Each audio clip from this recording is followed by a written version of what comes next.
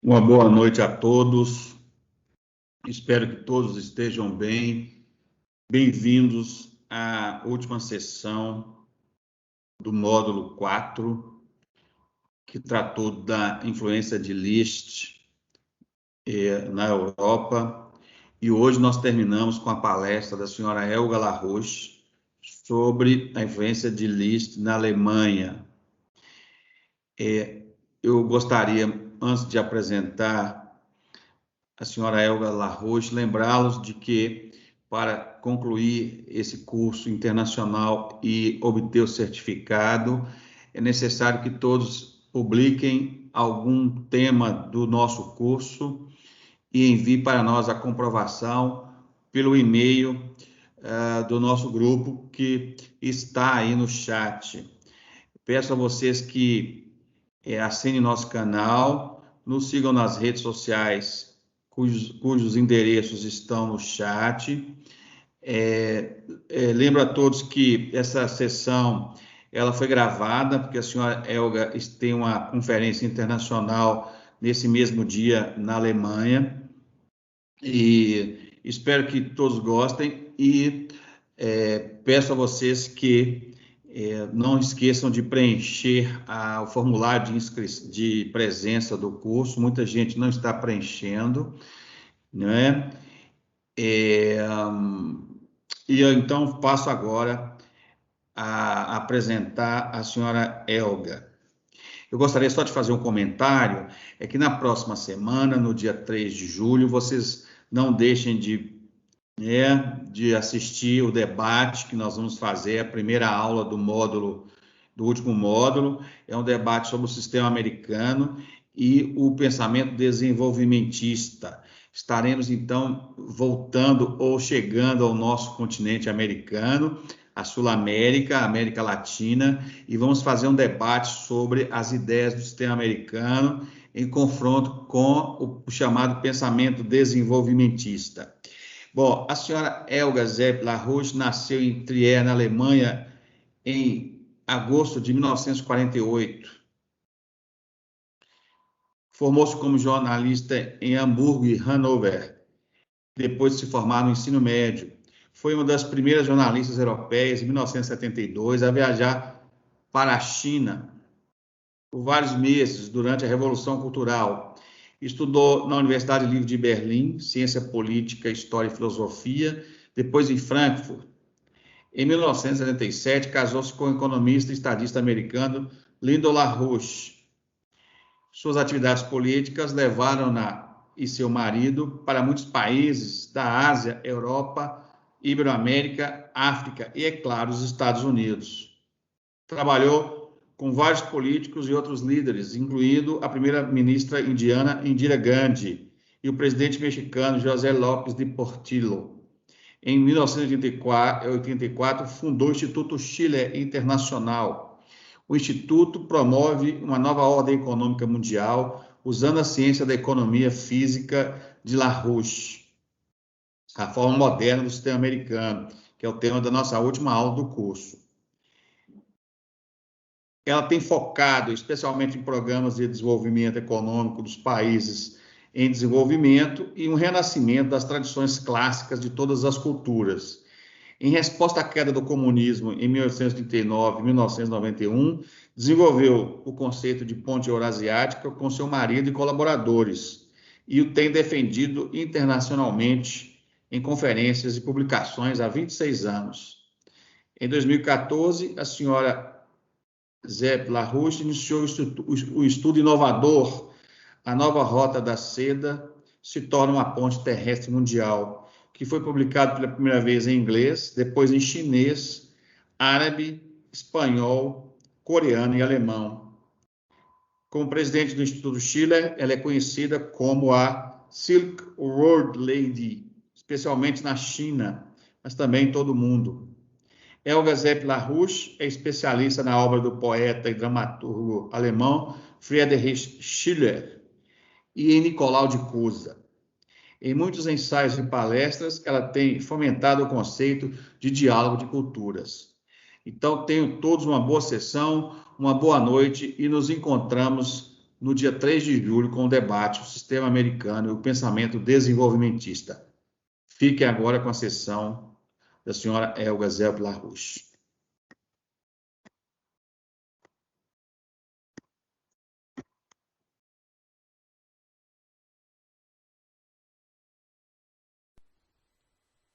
Hello, I want to greet you and I'm very grateful. Hola, les doy un saludo cordial y estoy muy agradecida de que me brinden la oportunidad de hablar sobre Federico List, quien es el economista alemán más importante y en realidad más que eso, porque era un estadista y un visionario, un gran pensador que estaba absolutamente adelantado a su tiempo y estaba totalmente motivado por la lucha por el bien común con una teoría económica. Ahora, la economía, o más bien el término de economía física, fue acuñado por Lyndon LaRouche como la corona de la ciencia.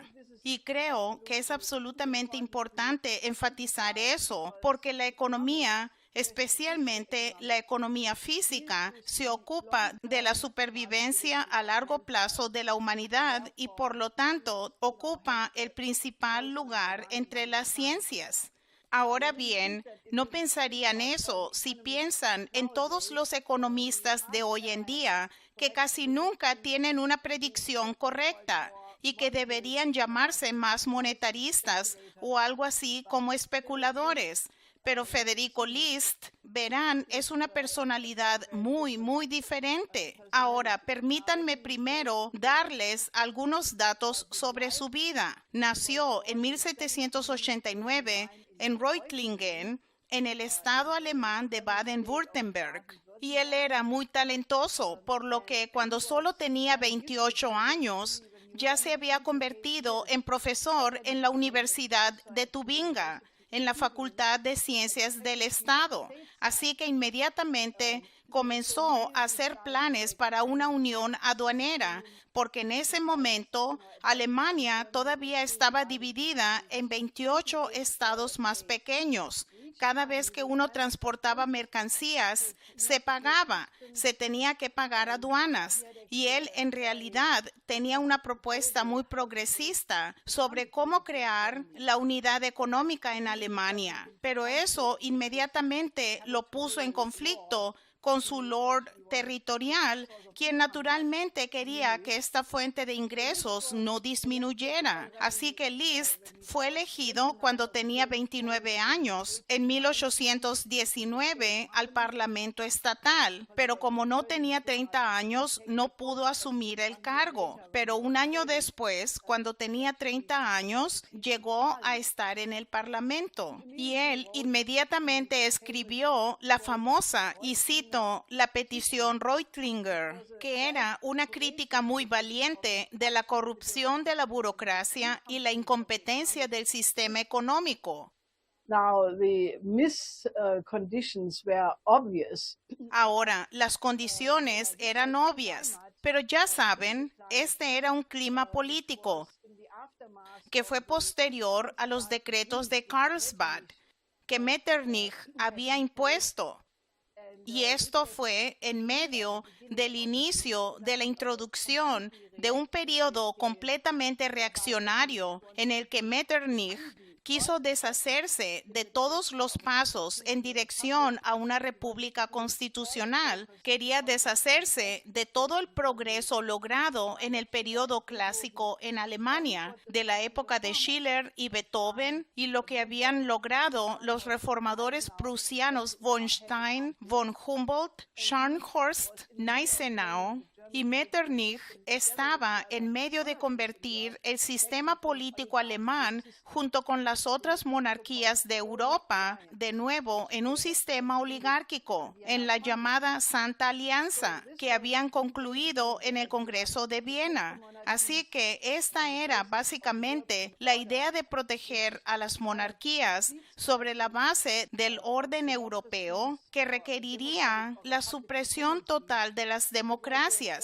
o de las tendencias democráticas o republicanas. Fue uno de los primeros disque orden basado en normas, donde no existía la legalidad o constitucionalidad, sino que se implementaron las medidas de Estado policíaco en contra de la influencia, especialmente de la Revolución Americana, que Metternich consideraba extremadamente peligrosa y que Liszt era un rebelde peligroso de manera similar. Así que las autoridades tomaron medidas drásticas con una sentencia de cárcel muy dura de 10 meses y luego decidieron hacer de él un cruel ejemplo. En realidad, las medidas contra Liszt fueron tan brutales que había una cita famosa en Reutingle, donde los padres le decían a sus hijos cuando no se portaban bien: cuidado, vas a terminar como un segundo Liszt. Ahora, eso lo conocemos muy bien nosotros, porque contra nosotros, especialmente contra mi esposo, se usaron métodos muy similares. Así que, para evitar la cárcel, Liszt primero escapó a Francia, lo cual fue una condición insostenible. Así que en 1822 regresó para iniciar su encarcelamiento en el infame calabozo de Hohenasperg. Pero después de 5 meses fue liberado con la condición de que emigrara a Estados Unidos. Así que fue a Reading, Pensilvania, donde fundó el periódico alemán, porque había muchos inmigrantes alemanes, y él invirtió en la mina de carbón, el ferrocarril, y básicamente trabajó en las ideas de Alexander Hamilton.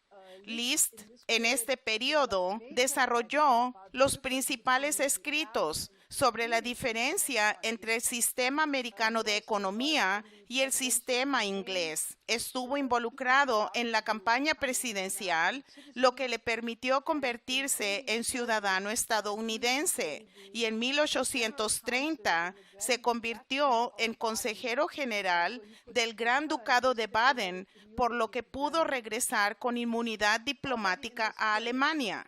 Ya en este periodo, él propuso importantes programas de infraestructura en la red ferroviaria para Alemania, pero debido a la condición política en ese momento en Alemania, nunca se le dio una posición para realizar esas ideas.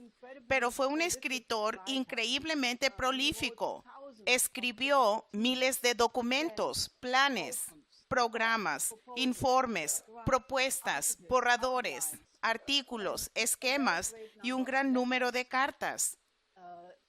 Y luego, como no podía ocuparse de su sustento, regresó a Francia como corresponsal. Y en 1841 escribió su obra principal, por la que es más famoso, el Sistema Nacional de Economía Política. Esta fue una total refutación de Adam Smith con respecto a la fuente de riqueza en la sociedad. Ahora, en ese libro dice: las causas de la riqueza son algo totalmente diferente a la riqueza misma.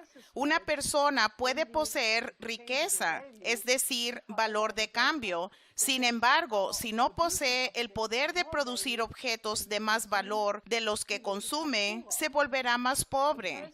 Una persona puede ser pobre. Sin embargo, si posee el poder de producir una cantidad mayor de artículos valiosos que los que consume, se vuelve rico. El poder de producir riqueza es, por tanto, infinitamente más importante que la riqueza misma. Este asegura no solo la posesión y el aumento de lo que se ha ganado, sino también que se reemplace lo que se ha perdido. Este es aún más el caso de naciones enteras, que no pueden vivir de simples alquileres, que de individuos en particular. Alemania ha sido devastada en todos los siglos por la peste, el hambre o las guerras civiles o extranjeras. Sin embargo, siempre ha conservado una gran parte de su capacidad de producción y, por tanto, ha recuperado rápidamente cierto grado de prosperidad, mientras que España, rica y poderosa, pero dominada por déspotas y sacerdotes, a pesar de que relativamente ha disfrutado de la paz interior, se ha hundido más profundamente en la pobreza y la miseria. El mismo sol todavía brilla sobre los españoles, todavía poseen la misma extensión de territorio. Sus minas siguen siendo tan ricas, siguen siendo el mismo pueblo que antes del descubrimiento de América y antes de la introducción de la Inquisición. Pero esa nación ha perdido gradualmente su capacidad de producción y, por lo tanto, se ha vuelto pobre y miserable.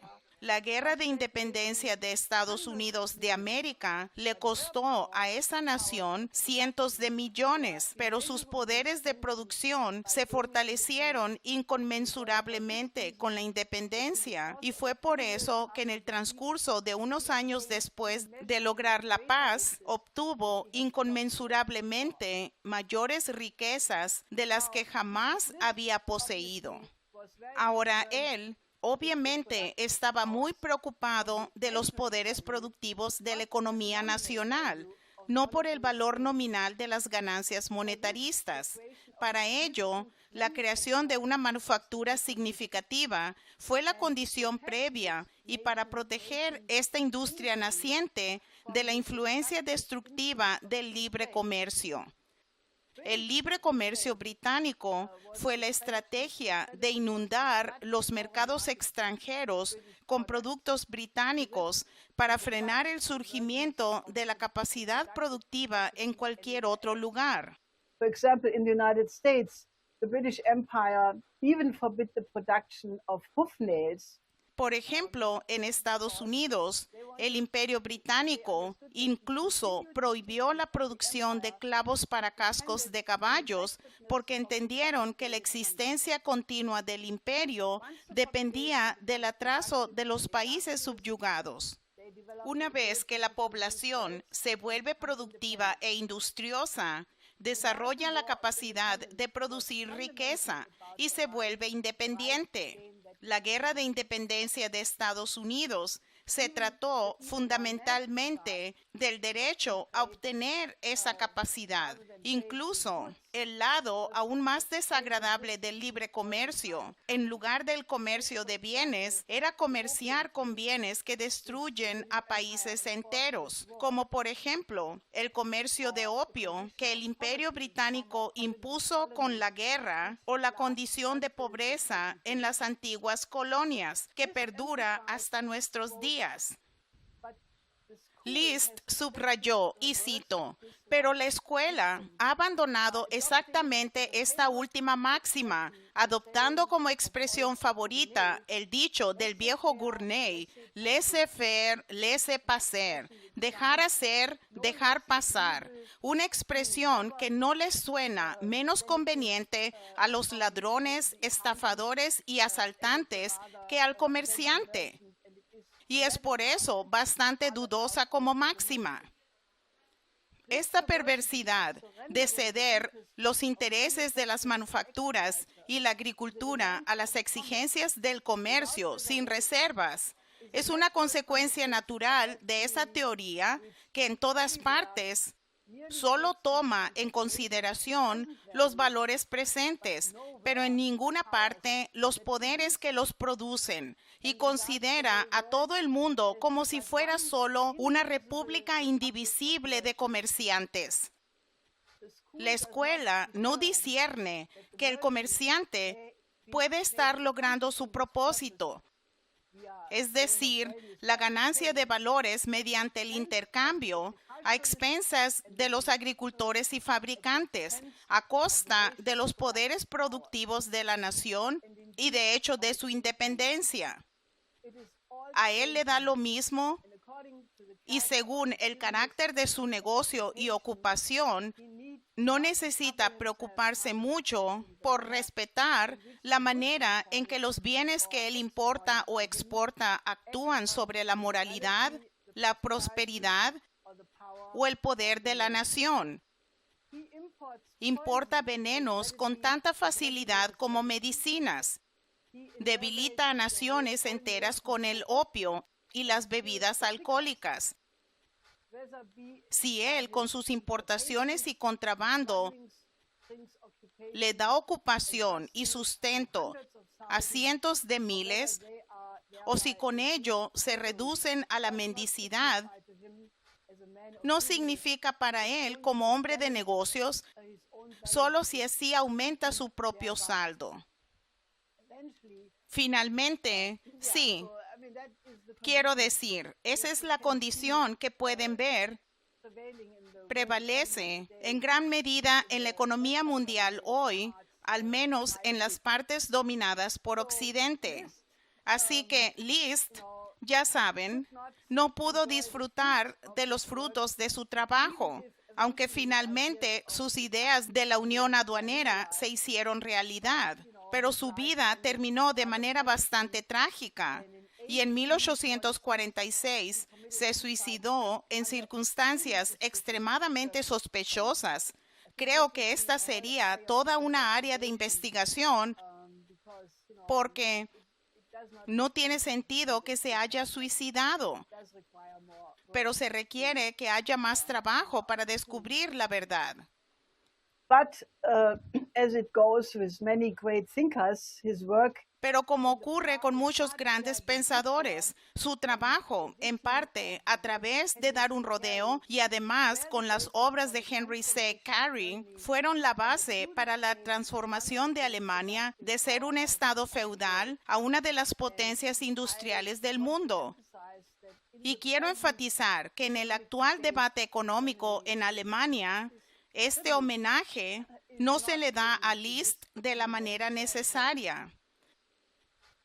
Ahora, en 1858, Henry C. Carey, quien fue asesor de Lincoln, escribió el Sistema Americano de Economía Política, que se basa tanto en Alexander Hamilton, Henry Clay y List, y que apoyaba el concepto de aranceles proteccionistas, que se tradujo en alemán 5 años después, y que fortaleció mucho la influencia de List en Alemania. Ahora, en el periodo de la Guerra Civil estadounidense, Bismarck apoyó la compra de bonos estadounidenses a través de bancos alemanes, lo que según Richard Barthold, un congresista estadounidense, fue absolutamente esencial para que la Unión continuara conduciendo la guerra. En su biografía, informa que le preguntó a Bismarck, quien era considerado monarquista. Uno desearía que los políticos actuales aprendieran una lección de Bismarck aquí. Así que el monarca, el sentimiento monárquico no fue un obstáculo para apoyar una república, a lo que Bismarck respondió, no en lo absoluto. Los asuntos internos de otros países son para la diplomacia un libro sellado. El objetivo principal del arte de gobernar es o debería ser hacer feliz y próspera a la gente y darle paz y riqueza. ¿Deberían competir las diferentes formas de gobierno entre ellas para lograr ese gran objetivo? No le tememos a la comparación. Entonces, como dije, sería muy bueno si la gente respetara a los diferentes sistemas económicos y sociales y luego vieran cuál es el mejor y luego llegue a su propia conclusión sobre cuál está de parte del bien común. Así que en ese sentido, Bismarck fue muy progresista. Sin embargo, si uno lee la biografía de Bismarck, mayormente no contiene nada de la historia real, de cómo Alemania se transformó en una nación industrial. Al comienzo de su mandato, Bismarck dependía del apoyo del Partido Nacional Liberal, que estaba completamente a favor del libre comercio. Bismarck estaba absolutamente a favor de la industrialización más rápida posible de Alemania e invirtió los pagos de reparación franceses en la construcción de un ferrocarril, para lo cual creó la Compañía Nacional de Ferrocarriles Alemana. Pero debido a las políticas de libre comercio, llegó el crack financiero de la década de los 1870, el famoso Gran Crack, que fue el momento en el que los industrialistas exigieron el cambio. Las personas clave fueron Wilhelm von Kardorff, miembro del Reichstag, el Parlamento alemán, y presidente del Consejo de Vereinigte Körnungs- und Lagerhütte AG, una de las empresas mineras más grandes, y Gerson von Bleischroeder, asesor económico y el banquero de Bismarck, quienes juntos habían fundado el Banco de Hipotecas de Prusia. En esta circunstancia, la muerte del Papa Pío IX, contra quien Bismarck se había visto envuelto en la famosa guerra cultural, cuyos partidarios se habían movilizado en contra de Bismarck, este cambio creó la condición para que se alejara del libre comercio. Con el nuevo Papa, León XIII, la tensión dentro del país se desvaneció y fueron posibles nuevas coaliciones. Bismarck dio el visto bueno a von Kardorff, quien creó en 1876 la principal asociación industrial de Alemania para hacer el cambio del libre comercio a un sistema proteccionista.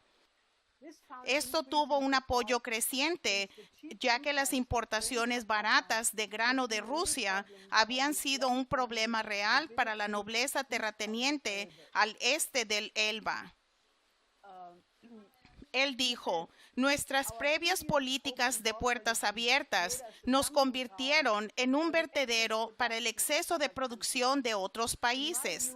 En mi opinión, esto hizo que los precios en Alemania se desplomaran. Eso impidió el crecimiento de nuestras industrias y el desarrollo de nuestra vida económica. Debemos cerrar esta puerta y erigir una barrera más alta. Y lo que propongo ahora es que creemos el mismo mercado para la industria alemana que anteriormente, por bondad de nuestro corazón, permitíamos que los extranjeros explotaran. Si el peligro del proteccionismo fuera tan grande como afirman los defensores del libre comercio, entonces Francia se habría empobrecido hace mucho tiempo, ya que se ha adherido a esta teoría desde los tiempos de Colbert. No me interesan en lo más mínimo las doctrinas científicas abstractas sobre este tema. Baso mi punto de vista en la experiencia actual. So on the 12th of July, 1870, Bismarck. Así que el 12 de julio de 1870, Bismarck presentó su programa, creó un ministerio prusiano de asuntos públicos que tenía la tarea de construir un sistema ferroviario prusiano nacionalizado, y entre 1883 al 1889, Bismarck introdujo su sistema social absolutamente revolucionario, que fue pionero para todo el mundo debido a que tenía una red de seguridad social, introdujo por primera vez un seguro de salud general, seguro de accidentes, sistema de pensiones. Y fue esta política industrial en combinación con el sistema social la razón por la que Alemania pasó rápidamente de ser un sistema feudal a ser una de las principales naciones industriales del mundo. Esto también se ha olvidado hoy en día, pero Bismarck fue un revolucionario.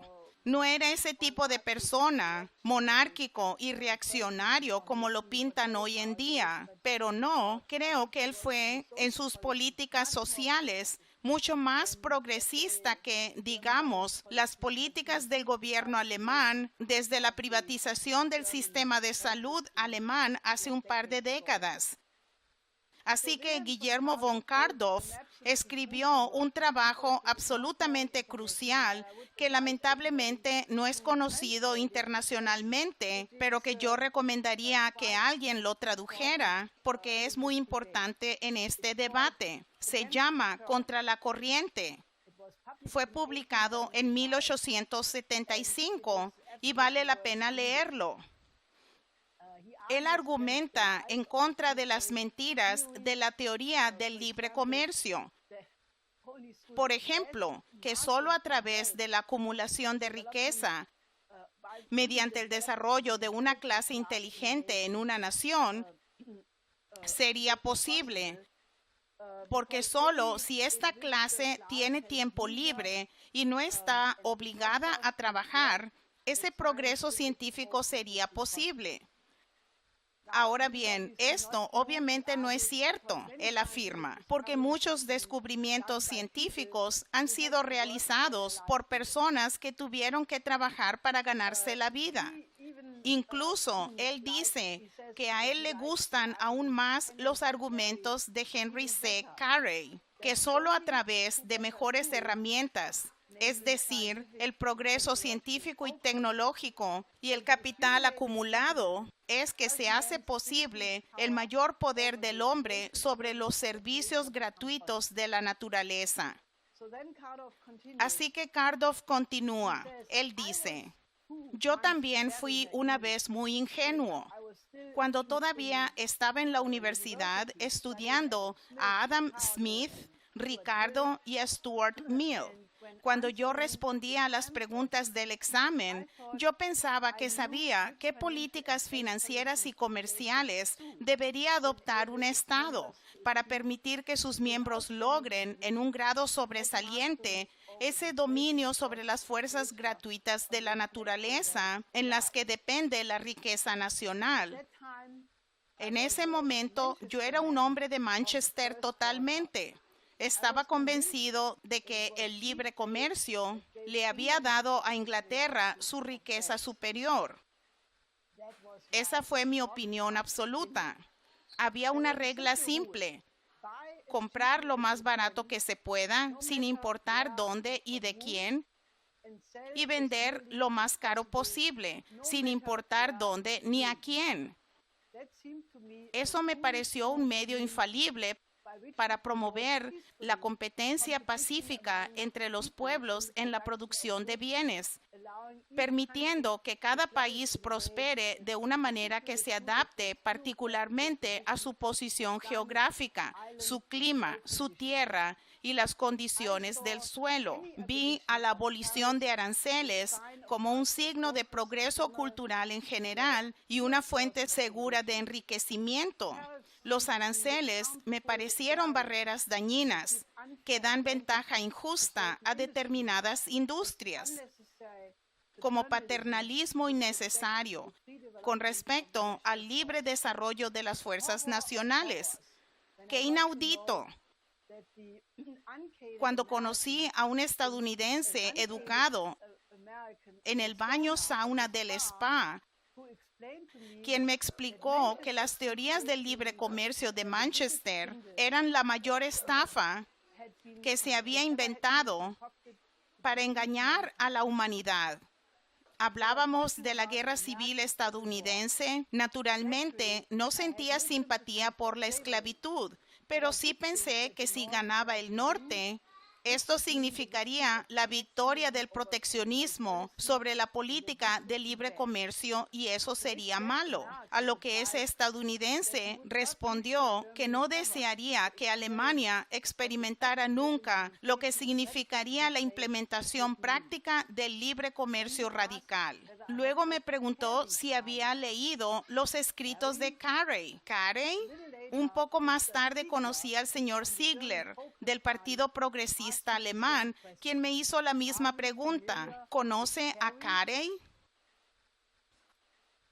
Si la teoría del libre comercio fuera correcta, entonces todos los países proteccionistas serían pobres y todos los países librecambistas serían ricos. Pero la situación actual de todos los países del mundo muestra exactamente lo contrario.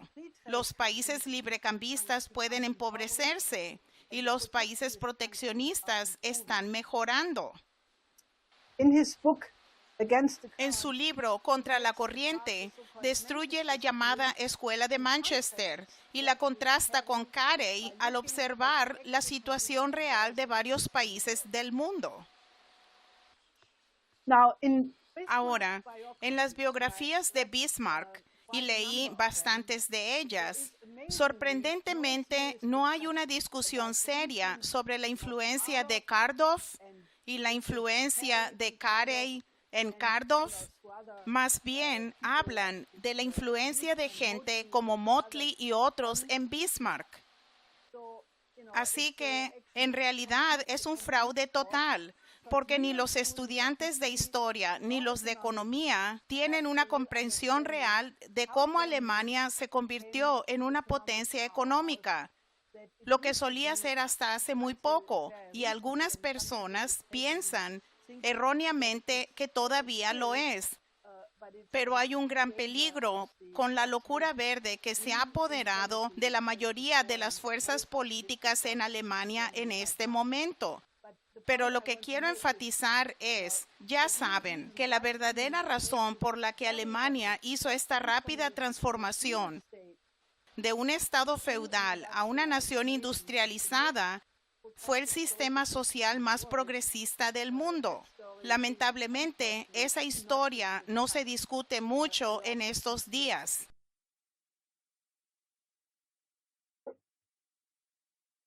Ahora, hay un segundo periodo en la historia de Alemania donde la tradición económica de List jugó un papel crucial. Sin embargo, esta vez fue el rechazo consciente de las propuestas políticas basadas en esta teoría lo que tenemos que discutir. Esta historia es realmente un bombazo. Es nuevamente poco conocida y no se discute, pero es muy relevante para el día de hoy y necesita la atención de académicos serios a nivel internacional, porque la trágica historia alemana podría haber dado un giro completamente diferente. Y Hitler no habría llegado al poder y es muy probable que se hubiera podido evitar la Segunda Guerra Mundial.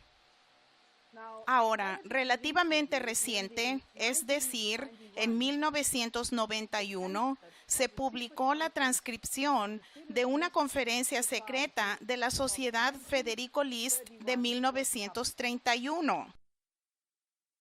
La cuestión era cómo impulsar la economía en condiciones de crisis económica mundial. Y los participantes en esta conferencia, entre ellos, se encontraba el presidente del Reichsbank, el Banco Central, el Dr. Luther y 30 destacados economistas y banqueros. Y la persona que tampoco es muy conocida hoy, pero que merece ser mucho más conocida, es el Dr. Wilhelm Lautenbach, quien escribió un memorando para esta conferencia. Él era miembro del Ministerio de Economía y el título de este memorando era, y cito, las posibilidades de impulsar las actividades económicas mediante la inversión y la expansión del crédito. Y dijo, La causa natural para superar una emergencia económica y financiera no es limitar la actividad económica, sino aumentarla, porque el mercado, en la condición actual de depresión y crisis monetaria mundial simultánea, ya no interviene. Ahora, recordemos las circunstancias históricas, el contexto de la intervención de Lautenbach. El 28 de junio de 1928, Hermann Müller, un socialdemócrata, formó su gran coalición. La bolsa de valores se derrumbó en 1929 y en 1930 estalló una crisis dentro de la coalición sobre cómo financiar el seguro de desempleo, y esto llevó a la dimisión del gobierno de Müller. Se desató un infierno. En marzo de 1930 había 537,000 más desempleados de los que había en marzo del 29. Luego, el 30 de marzo, el presidente Paul von Hindenburg le asignó a Brüning la tarea de formar un nuevo gobierno de coalición después de que Brüning asumiera el cargo.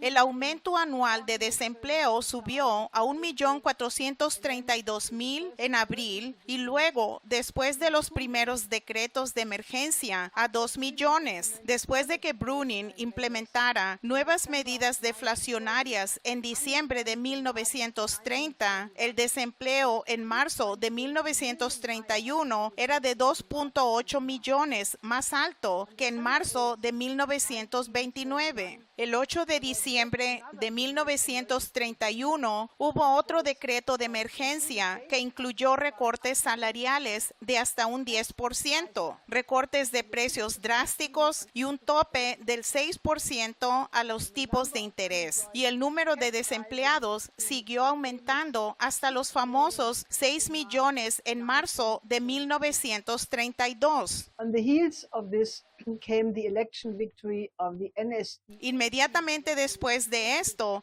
vino la victoria electoral del NSDAP, el Partido Nacional Socialista de los Trabajadores Alemanes, o los nazis, que el 31 de julio ganaron 37,4% del voto popular, lo que les dio derecho a 230 escaños en el Parlamento, lo que los convirtió en la fuerza política más fuerte del país. Así que este fue un momento muy dramático. Lautenbach señaló que había dos tipos diferentes de situaciones de emergencia. Una es la guerra, los terremotos, otras catástrofes nacionales. Y luego hay un segundo tipo de crisis, que es la económica y las emergencias internacionales con dimensiones internacionales. En tales situaciones estaría claro que debería producirse más, pero si solo se siguen las leyes de los mercados, esto no sería posible, porque en el segundo caso, el caso de un derrumbe del sistema financiero, se tiene una situación paradójica, donde a pesar de que la producción ya se está derrumbando, la demanda es menor que la oferta. Y esto entonces conduce a una tendencia a disminuir aún más la producción. Después, el gobierno adopta un programa de deflación y tenderá a recortar el déficit, recortando los gastos del Estado, recortando los precios y salarios, restringiendo el crédito, etc.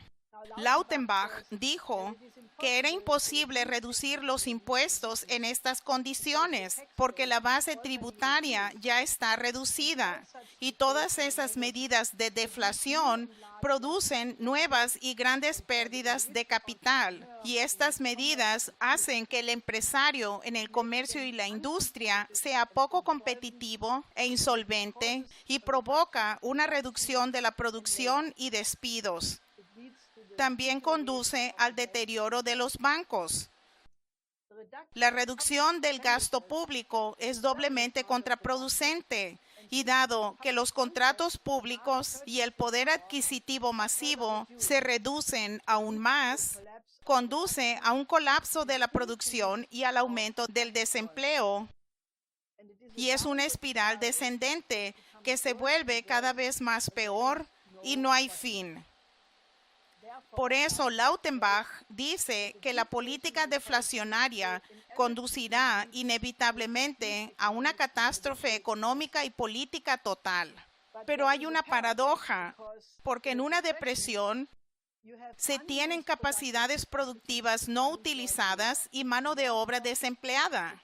Y por tanto, el problema es muy sencillo de resolver.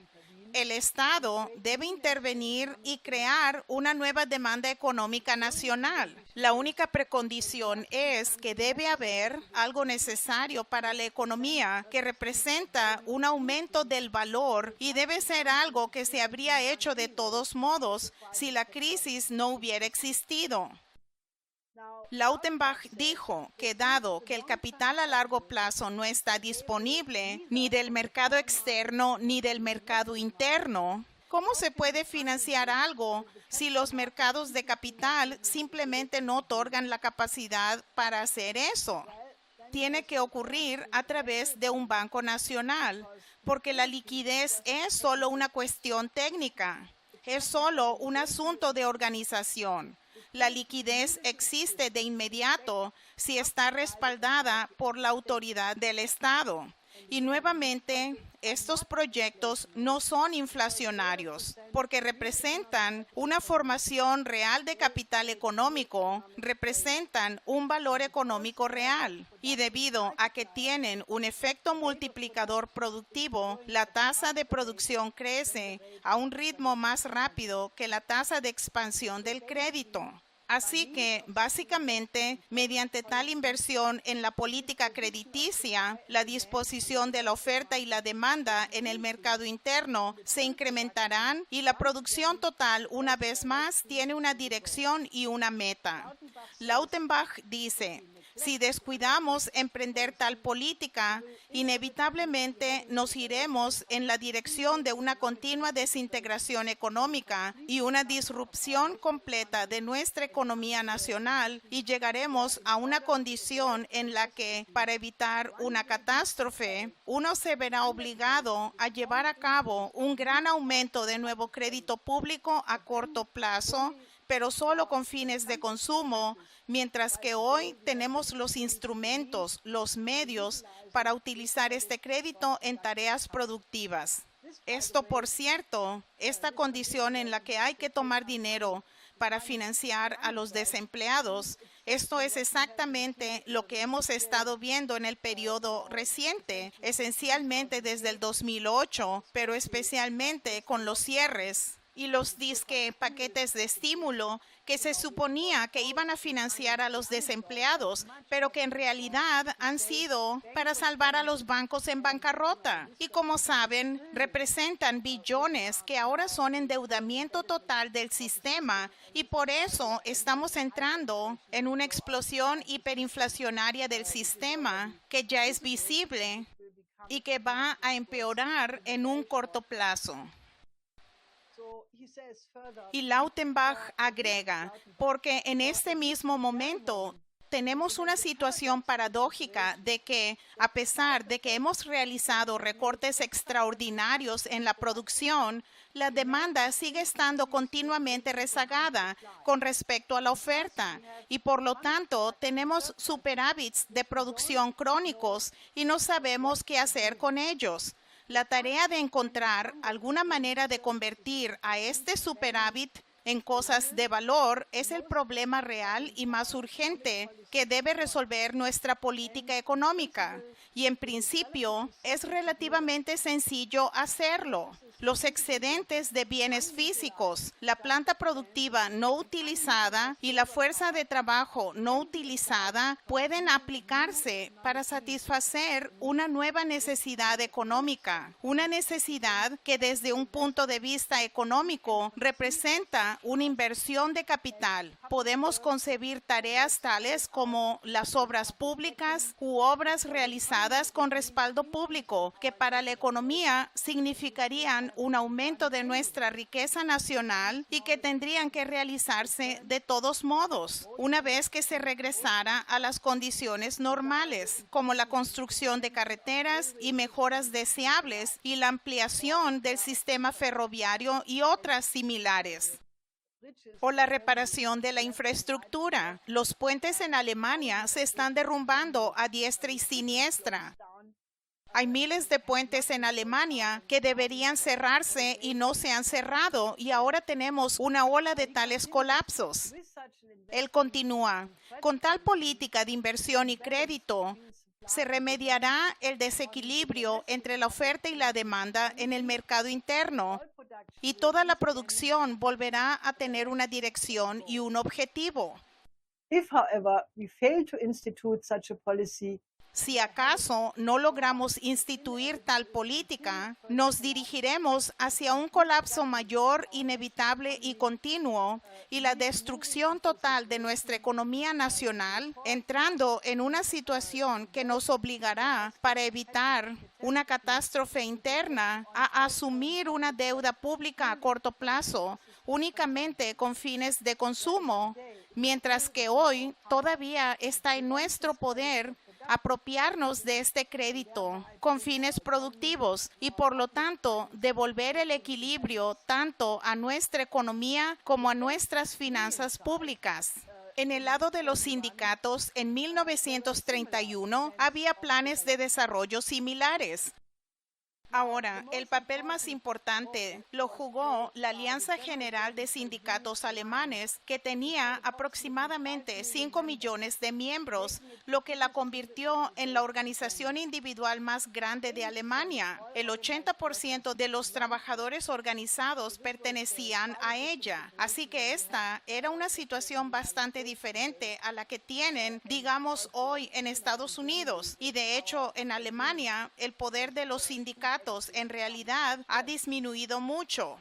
the leading intellect, El intelecto principal detrás de estas propuestas Vladimir fue Vladimir Voitinsky, quien era el jefe del Departamento de Estadística de este sindicato y que había emigrado a Alemania desde San Petersburgo en 1922 y que había estado al frente del Departamento de Estadística desde 1929. En la primavera de 1931, Voitinsky propuso un programa internacional para poner fin a la crisis económica. Para empezar, afirmó que la idea de una política deflacionaria de Brüning solo estaba empeorando la crisis. Esto se puede decir hoy de toda la austeridad de la Unión Europea y del FMI y de instituciones similares. Escribió varios artículos sobre esto y en 1931 publicó un libro en el que señalaba el carácter cualitativamente novedoso de la crisis económica mundial, por el cual los llamados mecanismos capitalistas automáticos ya no funcionaban, que era el mismo argumento que había hecho Lautenbach, pero por el cual solo medidas antideflacionarias podrían acordarse por consenso entre diferentes naciones, lo que permitiría aumentar el poder adquisitivo. Esto sería hoy la necesidad de un nuevo sistema crediticio. Así que dice, y este poder adquisitivo adicional debería aplicarse de manera productiva, es decir, proponiendo la creación de nuevos puestos de trabajo y proyectos públicos. Voitinsky atacó también duramente la manía de recortar salarios y servicios sociales. and on March 9, Y el 9 de marzo de 1931 hubo una reunión de la Junta Ejecutiva de la Alianza General de Sindicatos Alemanes, ADGB, en la que Fritz Tarnow, el presidente del Sindicato de Trabajadores de la Madera y plenipotenciario de la ADGB para los programas de creación de empleo, junto con Wilhelm Egert, pidió un programa internacional para poner fin a la crisis económica mundial. Wojtyński publicó sus primeros artículos importantes en junio de 1931 en la revista teorética Die Arbeit, El Trabajo, donde suplicó a la ADGB que adoptara una política económica activa.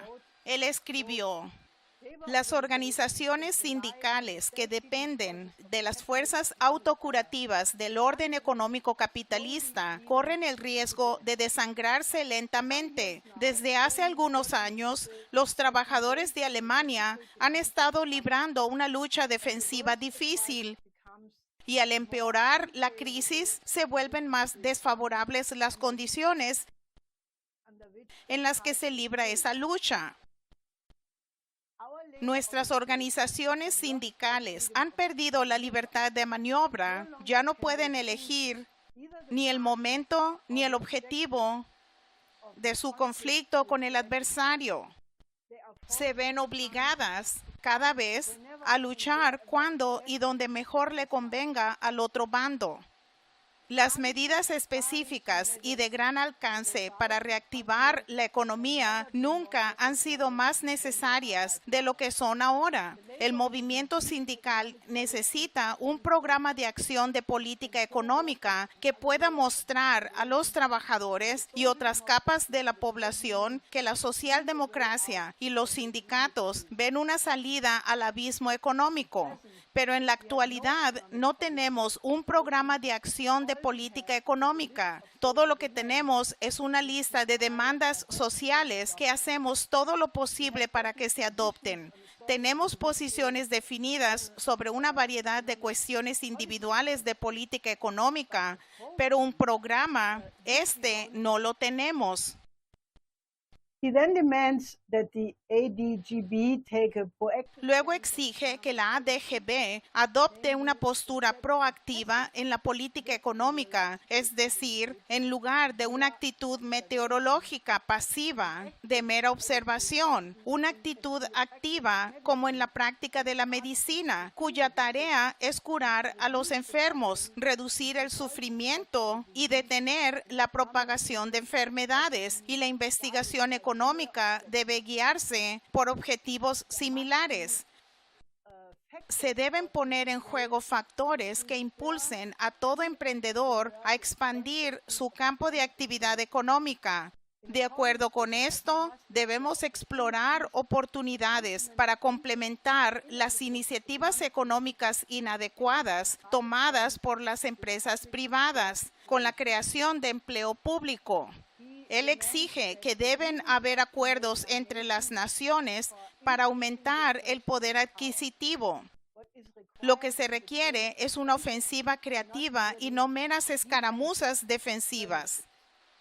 Así que la política obvia para esto sería la implementación de la nueva ruta de la seda. Se vuelve el puente terrestre mundial.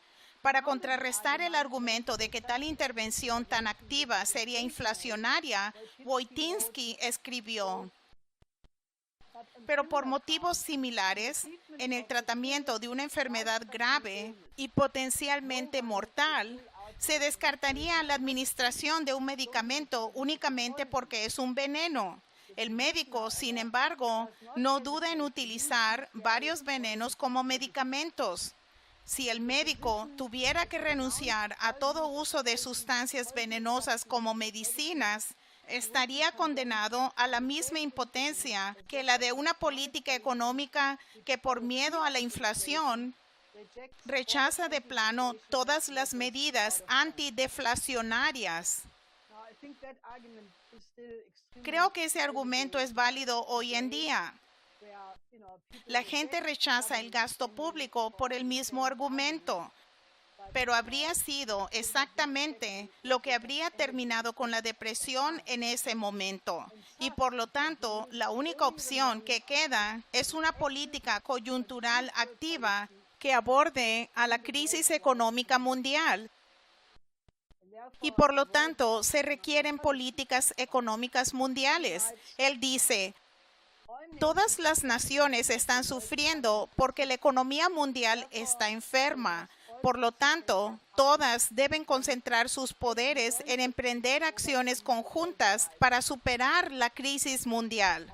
Es por eso que el Instituto Schiller convoca a una cumbre de las naciones más grandes del mundo, pero especialmente de Estados Unidos, Rusia, China e India, para adoptar el sistema del nuevo Bretton Woods, como lo pretendía Roosevelt, y adoptar la cooperación con la iniciativa de la Franja y la Ruta, como la política oficial de todos los gobiernos, y con suerte contará el apoyo de muchas naciones.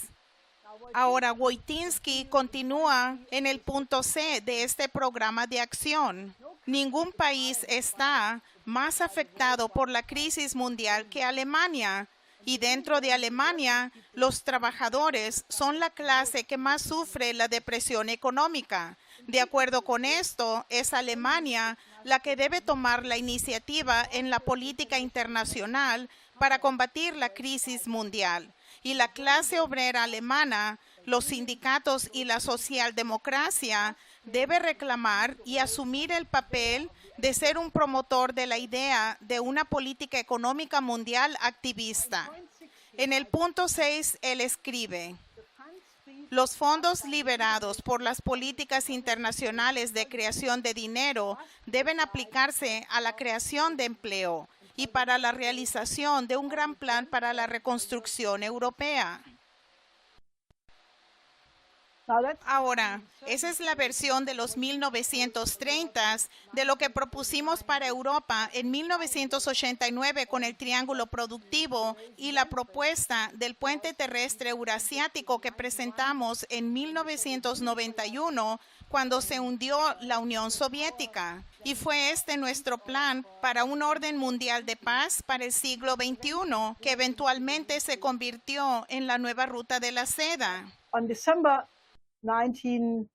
El 31 de diciembre de 1931,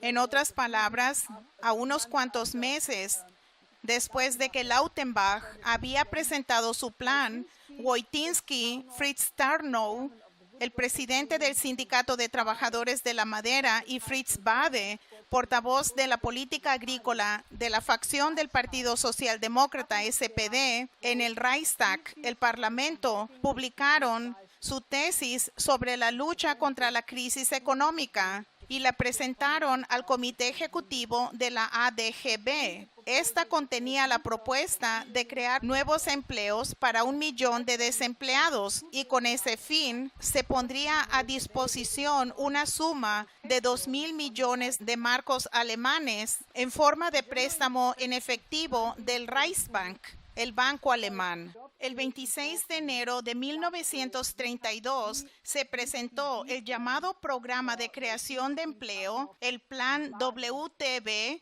de Wojtyński, Tarnow y Bade, que incluía la idea de emitir crédito a largo plazo a bajas tasas de interés y de amortizaciones. Tales créditos los pagarían el Reichskredit AG y serían descontables en el Banco Central. La Alianza General de Sindicatos Alemanes, ADGB, votó para adoptar el plan WTB, pero el SPD, los socialdemócratas, bajo Otto Wels, junto con los llamados expertos económicos, Hilferding, Naftali y Bauer, se opusieron, como Wojtyński escribió más adelante en su biografía. Me parece que yo vi físicamente cómo Brüning estaba llevando a Alemania a un trágico final. Brüning, sin embargo, no debe ser culpado con dureza por sus errores. Él compartía sus ideas falsas con muchos de sus asesores en su propio y el Partido Socialdemócrata. Si el último no hubiera apoyado su política, él la hubiera abandonado. Regresando al memorando de Lautenbach, Hans Schaeffer, secretario de Estado del Ministerio de Finanzas, le dio todo su apoyo al plan de Lautenbach y tan tarde como en septiembre de 1933 escribió un memorando sobre este. Una propuesta similar también fue hecha por Ernst Wagemann, director de la Oficina de Estadística Alemana y del Instituto de Investigación Coyuntural. En enero de 1932 publicó un gran número de copias de su propio plan que suponía la creación de 3.000 millones de marcos alemanes para la creación de empleos. Este tema estaba a favor de los reformadores de la época a causa de la crisis del verano de 1931 que había arrojado a la basura la totalidad de la ley del Reichsbank, del Banco Central, y también el plan Young para el pago de reparaciones, porque todo se estaba desmoronando. Porque es precisamente en los momentos en que estas situaciones aparentemente no se pueden sostener cuando tales reformas pueden realmente ser implementadas. El 29 de enero de 1932, Schaeffer escribió en su diario que el canciller, es decir, Brüning, estaba particularmente indignado con Wagemann porque éste había afirmado que había creado la impresión en los sindicatos de que existían otros medios, además de la política de deflación, para mejorar la situación. Y en segundo lugar, las propuestas de Wagemann podrían significar un gran problema para el programa del pago de reparaciones. Ahora, entre paréntesis, esta es la política de Tina. No hay alternativa, por sus siglas en inglés. Ese es el mantra que se ha repetido una y otra vez por personas como la canciller Merkel y muchos otros que siempre afirman que su política estratégica es la única posible. Pero como sabemos, eso estuvo mal entonces y está igualmente mal hoy. So what he was referring there to A lo que se refiere aquí es al hecho de que muchos historiadores de hoy dicen que con su política de deflación, Brüning quería arruinar intencionalmente a la economía para dejar claro que Alemania no podía pagar las reparaciones. En ese momento, efectivamente, hubo negociaciones para el alivio de la deuda, la llamada moratoria Hoover. Pero eso llegó demasiado tarde para Brüning y esto lo aterrorizó. Y en tercer lugar, escribió Schaeffer en su diario que había que temer que los nacionalsocialistas, que hasta entonces habían buscado en vano una política monetaria creíble, adoptaran el plan de Wagemann y pudieran sacar provecho del mismo. Pero esa no era de ninguna manera la situación real, porque todas las propuestas de reforma habían sido hechas por demócratas, por los socialdemócratas, los sindicalistas y no por los nacionalsocialistas, quienes entonces en las elecciones del 6 de noviembre de 1932 tuvieron 2 millones de votos menos que antes. El propio Hitler expresó pensamientos de suicidio como la última opción en caso de que el movimiento se derrumbara. Von Papen iba a formar un nuevo gobierno en noviembre de 1932 e hizo la loca propuesta de disolver al Parlamento y basar su apoyo únicamente en el ejército. El general von Schleicher advirtió al presidente von Hindenburg, en vista del enfrentamiento derecha-izquierda, que esto conduciría a una guerra civil. Hindenburg quería nombrar canciller a von Papen, pero todos, excepto 2 miembros de su gabinete, votaron por von Schleicher. Von Schleicher fue instalado como el último canciller de la República de Weimar el 2 de diciembre de 1932. Estaba firmemente convencido de que la República solo podría defenderse formando una alianza de base amplia entre el movimiento obrero y el ejército. Y a partir de noviembre de 1932 buscó crear este llamado movimiento diagonal. una amplia coalición de diversas fuerzas sociales que juntas podrían implementar este programa de estímulo económico. Teodoro Leipart, presidente de la ADGB, la Alianza General de Sindicatos Alemanes, se mostró a favor de este frente diagonal. El movimiento sindical católico alemán, tanto el sindicato cristiano como el sindicato libre, el Reichsbanner, milicia del Partido Socialdemócrata, el Sindicato Alemán de Empleados Minoristas, la Asociación Alemana de Municipios y Condados bajo su presidente, el Dr. Gericke. Todas estas personas estaban preparadas para apoyar a von Schleicher en la realización de este programa. El propio Dr. Gericke había elaborado un programa de creación de empleo para el gobierno de von Schleicher, que concordaba con las propuestas del industrialista de Lübeck, Draeger, y su círculo. Draeger había hecho propuestas similares. Primero, quería poner a disposición 3.000 millones de marcos alemanes y si esta prueba tenía éxito, pondría 5.000 millones adicionales y en última instancia, un total de 10 a 20.000 millones de marcos alemanes en el curso de la década. Pero desafortunadamente, su plan no fue adoptado. Y aunque von Schleicher hizo una declaración gubernamental muy notable el 15 de diciembre de 1932, la estupidez de los socialdemócratas se convirtió en una de las principales razones internas por las que fracasó. Específicamente, Rudolf Breitscheid, líder de la facción parlamentaria del SPD, declaró en ese momento: no vamos a tener conversaciones con un general reaccionario. Y luego, el 11 de enero de 1933, el SPD prohibió expresamente al presidente de la Alianza Sindical Alemana ADGB, Leipart, mantener conversaciones con von Schleicher. Como se sabe, 3 semanas después se produjo la toma del poder de Hitler. Un acto realizado con la ayuda de Hjalmar Schacht y ciertos círculos financieros angloamericanos.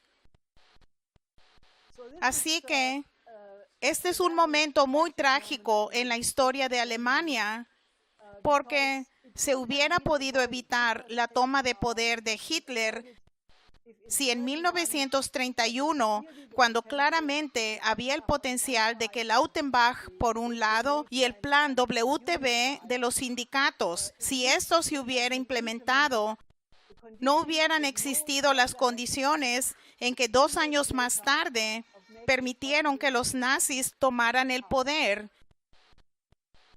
Y si von Schleicher hubiera tenido apenas 6 meses para implementar su programa, probablemente lo mismo habría sido cierto. Lo que quiere decir que si en Alemania la gente hubiera podido seguir la misma política que Franklin Roosevelt implementó en Estados Unidos, con toda probabilidad la Segunda Guerra Mundial nunca habría sucedido.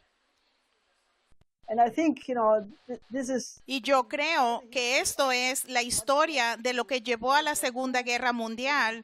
El presidente Putin ha escrito recientemente un artículo muy importante y extenso sobre cuáles fueron las causas que llevaron a la Segunda Guerra Mundial, pero creo que la negativa de aceptar el tipo de acuerdo como el nuevo trato, porque eso era el plan de Lautenbach para Alemania, llevó a esta catástrofe. Todo eso merece más atención académica. Eso es mi deseo. Bueno, así que List fue muy importante para Alemania. List fue responsable de que Alemania se convirtiera en una nación industrial. Pero creo que es otra nación la que fue aún más influenciada por List, y eso es China. List es el teórico económico más popular en China, no Adam Smith. List consideraba que el desarrollo de los poderes productivos del trabajo y las capacidades industriales eran más importantes que la riqueza estadística. Esa es la política del gobierno chino actualmente. Y en un artículo que presentó a un concurso patrocinado por la Academia de Ciencias de Francia en 1837, List desarrolló una visión del papel futuro que los sistemas de transporte en una economía del espacio y tiempo que contiene las ideas que son todavía válidas del puente terrestre mundial en la actualidad. Él consideró que la perfección continua de los sistemas de transporte y comunicación es la precondición para el progreso de la humanidad, lo que permite a los seres humanos realizar cada vez más todos los potenciales que la naturaleza le da a los seres humanos. Cuanto más personas talentosas pudieran intercambiar sus ideas y colaborar en todas las áreas de actuación, mayor sería el progreso en todas las áreas del conocimiento. Y la ciencia y las artes se inspirarían y difundirían a todos los sectores y disciplinas. Anticipándose a la era del jet, List dijo que cuanto más fácil sea para los seres humanos moverse de un lugar a otro, más podrá la humanidad ahorrar tiempo y comprimir el espacio. Y el desarrollo y la eficiencia resultantes de los mayores poderes del hombre aumentarán y utilizarán las riquezas materiales de la naturaleza más eficazmente para sus propósitos. Le hubiera agregado la importancia de los sistemas de trenes rápidos en este contexto. El impacto de esta característica de lo que List llamó la economía del espacio y tiempo se mostraría en el aumento de la riqueza de las naciones que desarrollarían sistemas avanzados de transporte y comunicaciones, incluso si su entorno natural fuera desfavorable. El alto grado de velocidad, irregularidad y rentabilidad del transporte facilitaría nuevos niveles de desarrollo de las fuerzas productivas mentales y materiales. En un pronóstico casi profético, Federico List vio que este desarrollo conducía a unir a todas las naciones en una sola humanidad, en una república del planeta, como le llamó, basada en la economía de la humanidad. Eso es lo que tenemos que lograr hoy. La humanidad debe superar la actual crisis multifacética. Tenemos que poner las ideas de Federico List, de Sun Yat-sen y Roosevelt y todas estas personas, especialmente de Lyndon LaRouche, sobre la mesa. Y si unimos todas las fuerzas en una alianza antimalthusiana entre todos los países del mundo, creo que se puede hacer. Y cuando hayamos asegurado esa política, deberíamos erigir una estatua entre la de muchos otros, la de Federico List. Gracias.